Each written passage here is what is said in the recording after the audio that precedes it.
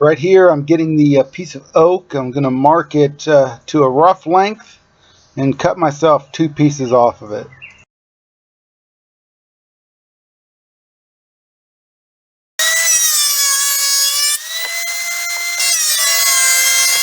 These pieces were fairly flat, and I didn't have, I don't have a joiner big enough to join it on one side, so I just threw it through the planer. It came out pretty good. Tell me that ain't some beautiful oak. I got 8 sticks of this, 10 foot long, this wide, for 60 bucks. And I'm about to get some more. Sitting on a guy's farm. It's been sitting there for about 5 years, he said. Alright, back to work.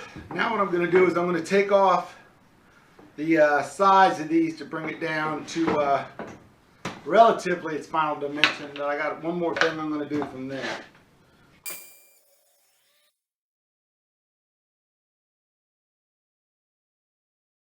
At this point, I'm going to cut the side rails and the supports. You see I'm about to use my push pads. I realize they won't make it through without getting cut even a little bit, so I change over to Sur push stick.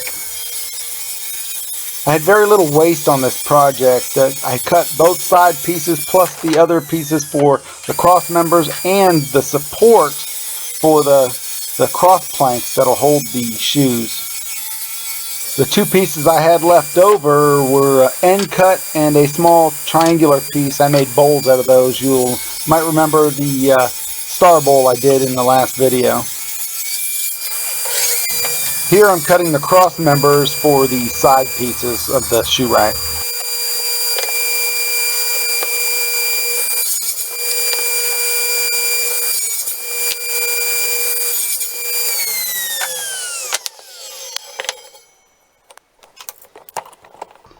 Oh no, what is he doing? He's using pocket holes. Oh no, well it makes it fairly easy to put these things together.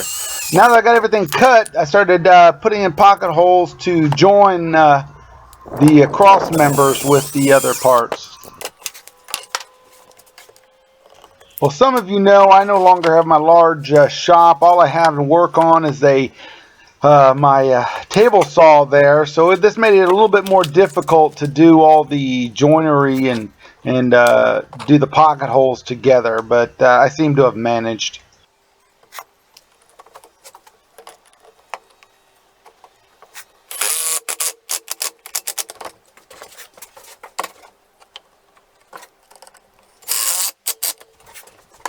I did add some glue to the ends of these. I mean, as much as that end grain glue up will hold.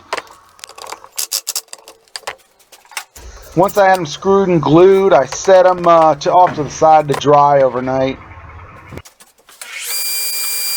While the side pieces dried, I went ahead and decided to cut up the cross member planks, which I was going to have to resaw into 3/4 inch pieces.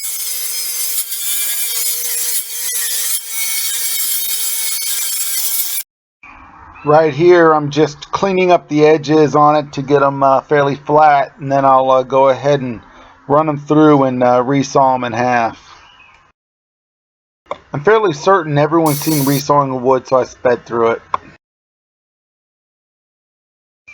After I resaw them, I send them through the planer, get them flat. These things have some really gorgeous grain pattern to them.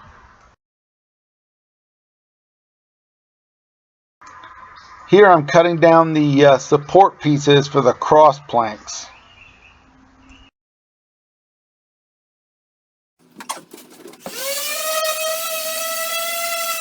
And it's time for everybody's favorite part, sanding. And I will not make you sit through this. It took me hours. Right here I'm putting on the cross member supports. They cover up the pocket holes real nice, but kind of messed up. It was hot out. I was kind of dehydrated, but in the end it turned out really well. You'll see I have a little bit of trouble putting on the cross members too. Don't really know why I did it the way I did.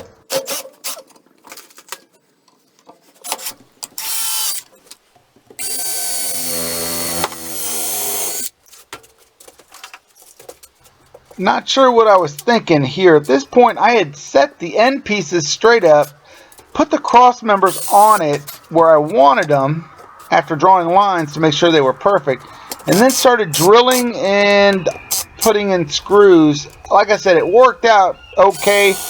Not really sure what I was thinking.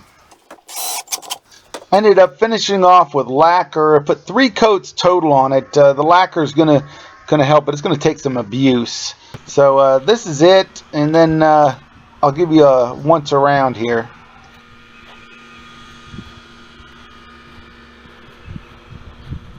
If you like the build, go ahead and hit that thumbs up, subscribe, and comment. If you didn't, you can suck it. What?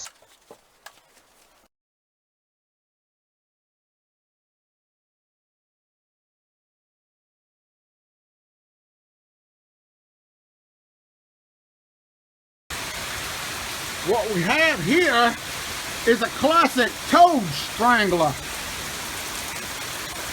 It's a wet, if you know what I mean.